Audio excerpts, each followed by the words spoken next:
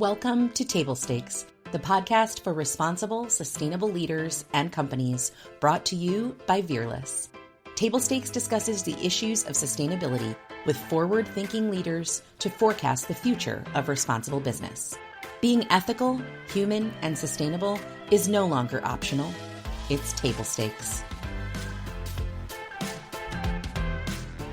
Welcome back to Table Stakes. I'm your host, Marcy Tweet, and it's just me today. I'm coming to you with a little bit of a solo cast here, broadcasting from my workcation in Stratford, Ontario, just south of Toronto. Came up here this week. My wonderful in-laws have come to Stratford for many, many years to the Stratford Festival, which is a huge Shakespeare and non-Shakespeare, but Shakespeare-based festival in Stratford. This is the first time that Charlie and I have come with them, and we are working during the day and theatering at night. So I wanted to take some time because I'm off on my interviews this week to really just take a step back and talk about where we are in this podcast series. We're 6 episodes into what we've been calling the Read Responsibly series. There's no interview this week, and I just want to talk to you about books because that's my favorite thing to do without anyone across the table from me. I wish I had someone here to talk to me, but I am alone this week. So here's the plan for today's podcast. Short and sweet. I want to do 3 parts of the podcast. Number 1, let's look back at these first 6 Read Responsibly conversations. And I've pulled out 5 things that have really stuck with me from these conversations. The stuff I'm chewing on, the things I really want to tell you. Second thing I want to do in this podcast is tell you about 5 books I've read in the first half of 2026 that are almost certainly going to be on my annual sustainability and corporate responsibility reading list, because it's a fun preview and we might even see about getting some of these authors on the podcast as well. And then third, I have a proposal for you and involves you doing some work, which, only feels fair. I've been doing some of the work over here on the podcast. So let's jump in. So part 1, I want to talk about these 6 awesome episodes we've done of Read Responsibly so far. I've had so much fun on these. 5 things that have stuck out with me from these first 6 episodes. The first thing that has been surprising to me, but so interesting, is that every single author has told me that their book is a little bit wrong right now. I asked a version of the same question to every one of these conversations. I asked, what would you write differently today?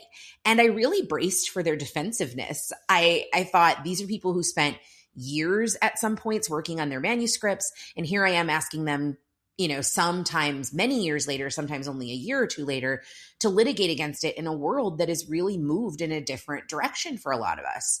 And the fun thing was, nobody got defensive. Not one of them. Every one of them went straight at it. Dave Stangus and Catherine Smith wrote this practical guide for a profession that has had such major ground shifts underneath it, right? Chris Marquis wrote an optimistic book about B Corps and then wrote a much less optimistic book 4 years later. And he tells us in that episode why. Christine Bader wrote about being a corporate idealist in an era where idealist was a word that had very different weight than it does now. And I think it's really fun to have heard these people have the willingness to say, I would probably write it a little differently right now. That doesn't show that it's a weakness in their books. It's really the whole point of a book that could be written in a different style later, that could say something different, but is still saying the same thing and has the same ethos in the first place. So that's number 1. Was really surprised to hear that everybody would do things a little bit differently. Number 2 thing I took out of these conversations is that the language problem is everybody's problem.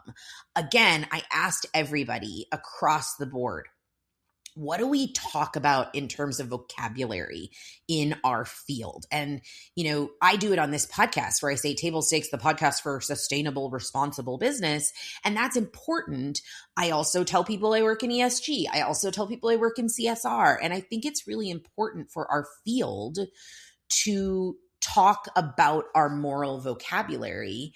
And I think we've made some mistakes in that vocabulary, right? I think our field talked itself into an acronym, an ESG, that would be this all-encompassing umbrella, and we may have done that incorrectly. So in every conversation I had over these first 6 episodes, I put a version of this question into the show notes and said, let's talk about this with people. And what I found is that I am certainly not alone in it. The one conversation that really reorganized my thinking about this was the last one that was just published last week. If you haven't listened to it, with Lisa Beth Lentini Walker, we specifically talked about, because she's so heavy in ethics and compliance, we talked about the word ethics and how it plays into the department names and conference programs and job titles in her space, where sustainability kind of went into this 3-letter ESG word that now state legislatures can come against, right? Same era, same conversation, same corporations, but really different linguistic outcomes. And we didn't come to a necessary or tidy conclusion about it, but I think the language drift is really interesting. So that's a conversation we want to keep having. The third thing that stuck out to me about all of these conversations I've had so far, right, is that optimism is a methodology, not a mood. Trista Harris really nailed this on the head. She told me she is radically and unreasonably optimistic. And I'll be honest with you, I might come off as optimistic to you all when you listen to this podcast, but I'm a natural pessimist. I am a natural glass half empty, look for the risk, look for the problems, right? And so this idea that we are 5 years from utopia that Trista said was so interesting, fun. And I've been thinking about it a lot over the last few weeks since Trista and I talked. But that thread of optimism is a personality trait that I think we find across a lot of people who work in this space, right? It's a practice. We are all trained to look 30, 50 years out and decide, what do we want that world to look like? And then how do we go to work on Monday to make that world, right? The optimism isn't necessarily the input, it's the output of us doing this work. It just has really inspired me over these last 6 weeks and 6 conversations that we've had to think about optimism as an output and how we have to really make it a practice in our life. How do I feel more hopeful? What am I actually building towards? And, how do I write it down and really keep going? So number 3, optimism is a methodology. The fourth thing I learned from these conversations, and I've always felt this way as well, is being an insider doesn't mean being a sellout. And this is what I needed the most. And in Christine Bader's conversation with me, we talked about the idea of a corporate idealist. We also talked about, and I've talked about this on the podcast before, Malcolm Gladwell talks about the idea of what he calls a northerner. Westerns are the movies where like the guy comes in on his horse and saves the day. Northerners are people who save the day inside the system. The example that Malcolm Gladwell always uses of a northern is Law and Order, right? Like there is law and order. It can be saved. When things are wrong, it can get done internally. And Christine and I talked about this as well. And that being a corporate idealist is still a noble place to be. You're not selling out. You have to watch yourself, right? I'm talking in my own book as I write it about how at points in my corporate career, I felt like I had sold my soul. And, you have to come back to that. But we've talked about with Dave Stangus and Catherine Smith on their episode, kind of the practicality of a how-to guide in this space, right? How important that is to go forward, and how that inside knowledge, that inside idealism inside a corporation is still incredibly important. There's this whole profession of people who are doing this careful, frankly, unwitnessed and often unlauded work inside organizations that never get thanked. And I love talking to authors in this space because books like these are talking to the folks in our profession and making sure that we know that this work is still incredibly noble. And the last thing that doesn't surprise me because I've always felt this way, and over this corporate responsibility and sustainability book list, I have put a lot of books on that list that are not just sustainability books, that are not just corporate books. And so the fifth thing that came out of these first 6 conversations is that the books that move me most maybe weren't just about the field. And my conversation with my dear friend, my yoga teacher, Ellie Rocher, who wrote Fair Game about trans athletes, may not seem like a corporate responsibility book, and it certainly isn't at first blush, but it's important for all of us to have a discussion about who gets to belong, who gets to decide things, what happens when a community is bearing the cost of something that is higher for them than others. And I think a lot of that comes back around to workplace inclusion, to ESG, to sustainability, to responsibility. And that's the lesson that I'm taking with me into the rest of this series, into the books that I recommend, is how are we reading books that are changing our mind, that might not be shelved in the bookstore in the business section, right? And those are perfect ways for us to expand the way we think and bring that expansion into our work every day. So those are the 5 takeaways. So that's the first part of this episode. 5 takeaways from these first 6 episodes. So recap. Number 1, everybody's a little bit wrong. Number 2, the language problem sucks and we all have it. Number 3, optimism is a methodology. Number 4, none of us are sellouts. And number 5, let's get out of the business field to read and keep expanding our horizon. So that's my first part of this episode. The second part of this episode that I wanted to do solo today is to recommend for you all, because I've heard from you this last 6 weeks that you love reading, you love books, you want to read more. So 5 books from my first half of 2026 that I want to share with you all. They're probably going to be on the January list, so you'll read them again then. But here are 5 books I want you to think about reading in this second half of the year. The first is On Natural Capital, The Value of the World Around Us by Partha Dasgupta. This is so great. Came out in January. This is Dasgupta taking a 600-page review of biodiversity that he did for the UK government and compressing it into a book that everyone can read. Thank you so much, Partha. We appreciate it. The argument is super simple. Our economic models measure what we produce and ignore what we consume from nature. That's it. It's about natural capital and how we can value nature with a price. So if we're a football team counting only the goals we score, if we're missing a huge piece of it, right? If you've ever had to explain to a CFO why biodiversity isn't in the, list of risks you have, this is your book, right? It's certainly a dense read, but it's a necessary one. And it gave me a lot to think about. Second book, and I was so pleased to meet Peter Krull, who wrote an awesome book called The Sustainable Investor. The Sustainable Investor. Peter's whole thesis is one I've been circling on for years, which is that ESG investing and sustainable investing are really important, but they're different. And that we have to understand the difference between a risk screen and a solutions thesis. So really interesting stuff going on. Peter Krull and I met at the Mo Summit, put on by Big Path Capital in Asheville this spring. I loved meeting him and his wife. They're just amazing, cool people.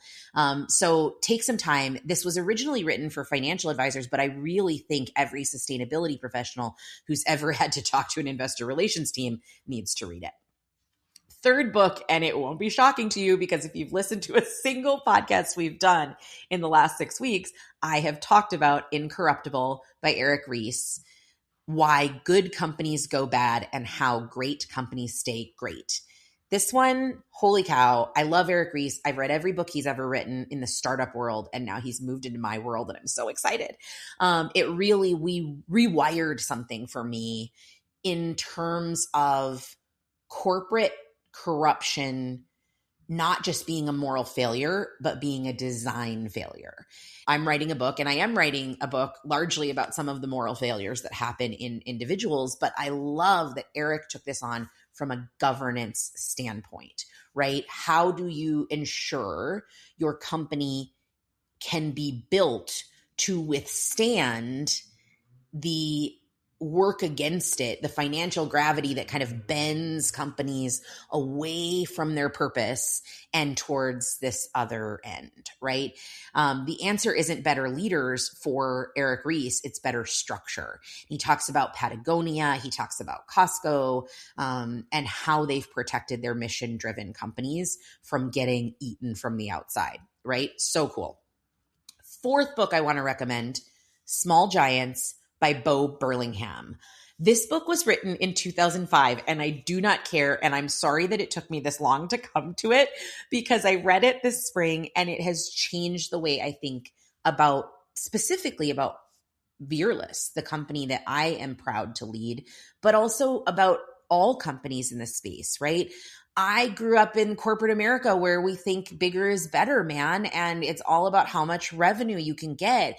And what Burlingham does in this book, and now he does with the Small Giants community and conference, which I'm getting involved in and I just am in love with, is companies that have deliberately chosen to remain small in their size, but huge in their impact. That's the Small Giants. They said no to the acquisition, no to the big footprint growth, and they really found a way to keep their impact. And reading this book, I've got to tell you, right next to Eric Ries's Incorruptible is so interesting because Ries asks you to protect your mission at scale.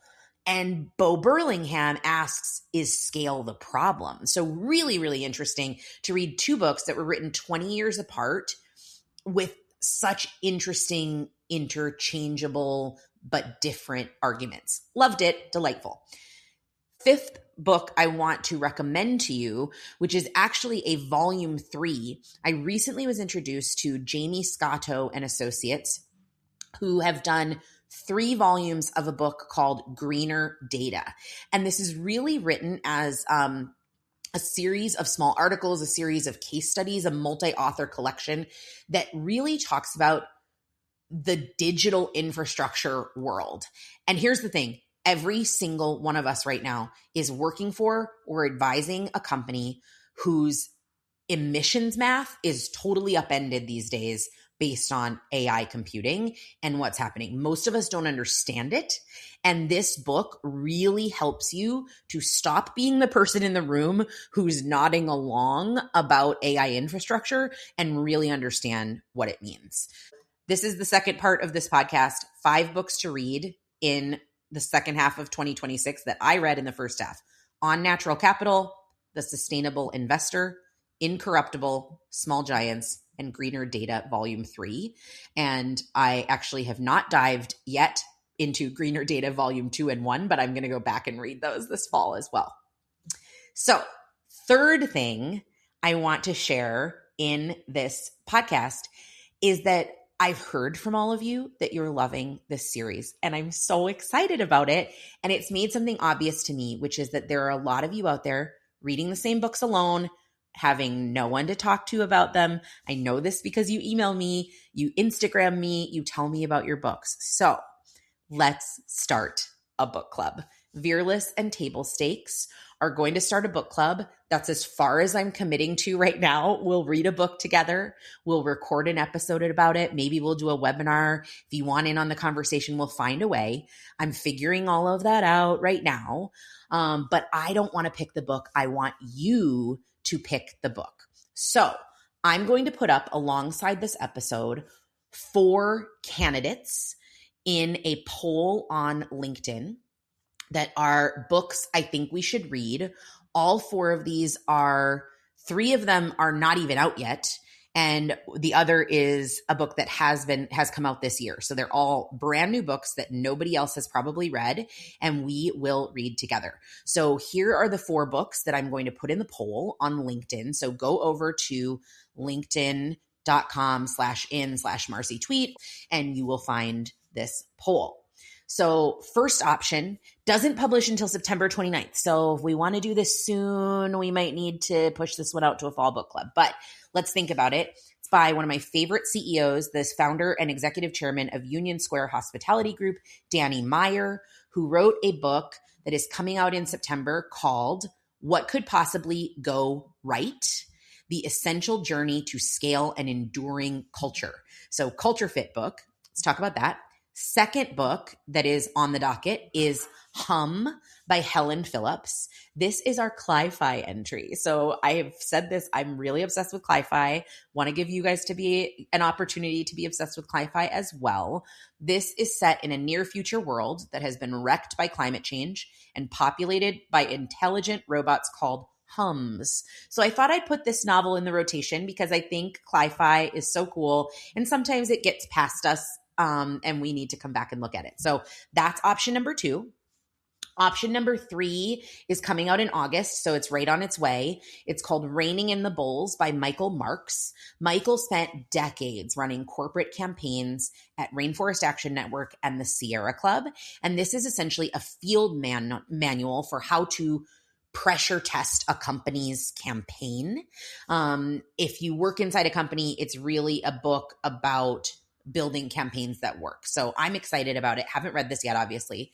And then the fourth option is Don't Be Evil by Claire Stapleton. The subtitle is Bad Bosses, Fake Promises, and My Escape from Big Tech. Ooh, Claire. She spent 12 years at Google really working on the company's story and then helped to organize a 20,000 person walkout. This is her memoir. She's really talking about that don't be evil value statement and what happens when a company stops believing it. So go vote. The poll's on LinkedIn. The link to that will be in the show notes on tablestakes.podcast.com. And if you're sitting there thinking, hey, I'm not really interested in any of those, let me know. Tell me what you're reading. I will put it on my list and we will think about having a book club. But let's try this book club idea together.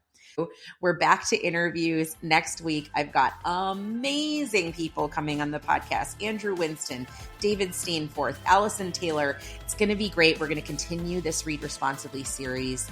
Go read something this week, and I'll see you next week.